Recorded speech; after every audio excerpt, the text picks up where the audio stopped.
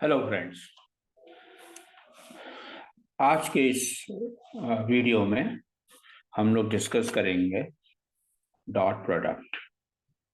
Dot product क्या होता है और उससे रिलेटेड क्वेश्चंस को हम कैसे करेंगे। ठीक है, अब देखिए, हमने लिया एक वेक्टर और ये दो को इनिशियल वेक्टर हैं। इसका मतलब क्या होगा, डॉट प्रोडक्ट हम को इनिशियल वेक्टर्स के लिए लगा रहे हैं एक ही पॉइंट पर। अगर इसके बीच का एंगल थीटा है, let this point is A and this point is capital A और this point is capital B, तो हम लोगों ने एंगल लिया है ऐसे। तो ये देखिएगा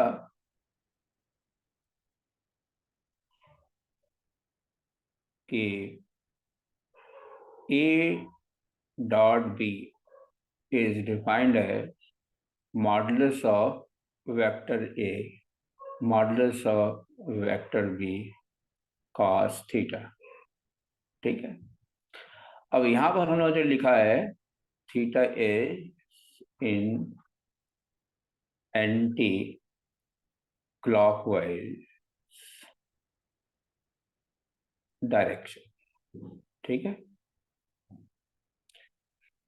अब हम लोग अगर ऐसे लिखें कि बी डॉट ए, तो इसका भी कोई फर्क नहीं पड़ता है, क्योंकि मान लीजिए कि ऐसे केस में एंगल क्या हो जाएगा, माइनस थीटा। लेकिन cos minus theta cos theta के बराबर ही होता है।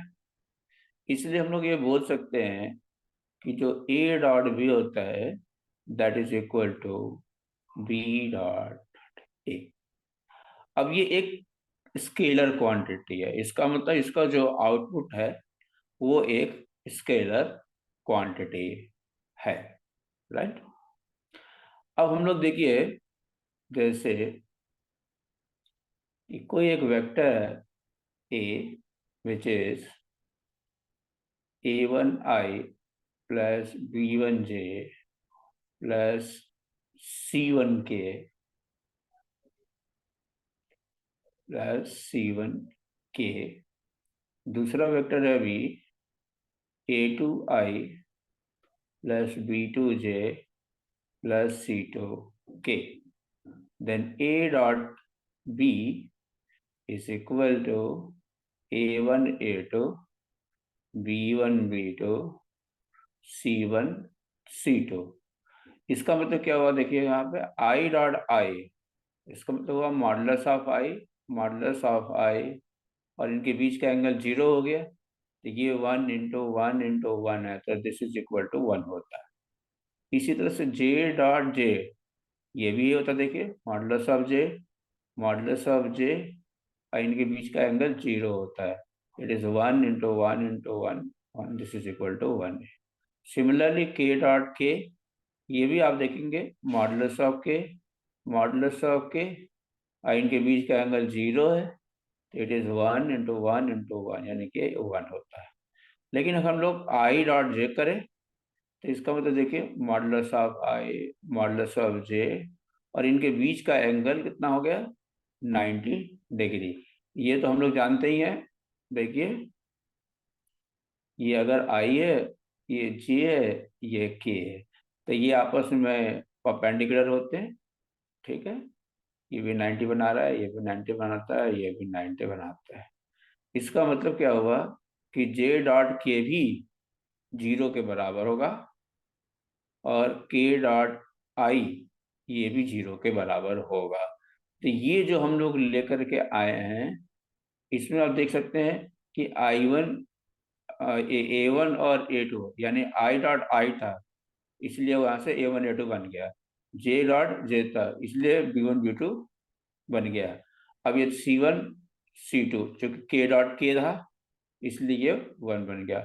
बाकी सारे जो कॉम्बिनेशन है i डॉट j वो 0 हो जाए, तो इसीलिए वो सब जीरो करके तो A dot B is equal to इसके बराबर हो जाता है।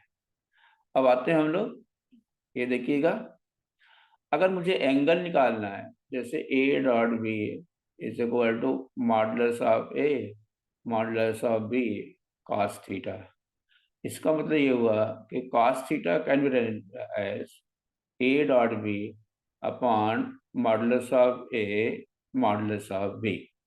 तो आप देख सकते हैं कि ये हमने निकाला था A1 A2 plus B1 B2 plus C1 C2 divided by, और ये हो जाएगा A1 square plus B1 square plus C1 square into A2 square plus B2 square plus C2 square.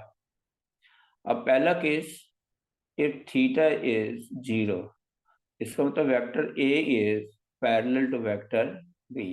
इसका मतलब ये हुआ इनके करस्पॉन्डिंग पार्ट प्रोपोर्शनल होंगे, right, C1/C2। Second case, if theta is 90 degree, इसका मतलब ये हुआ कि A1 A2 plus B1 B2 plus C1 C2 is equal to zero हुआ।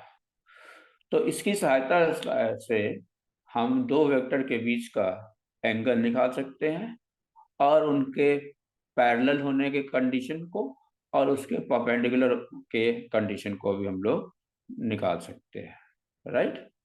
अब हम लोग डिस्कस करेंगे प्रॉपर्टीज ऑफ, अब देखिए, तो इस वीडियो में बस हम लोग इतना ही डिस्कस कर रहेंगे, बाकी हम लोग नेक्स्ट वीडियो में डिस्कस करेंगे। तो इसी के साथ ये यहीं पर हम लोग इसको ख़त्म करते हैं। Thank you.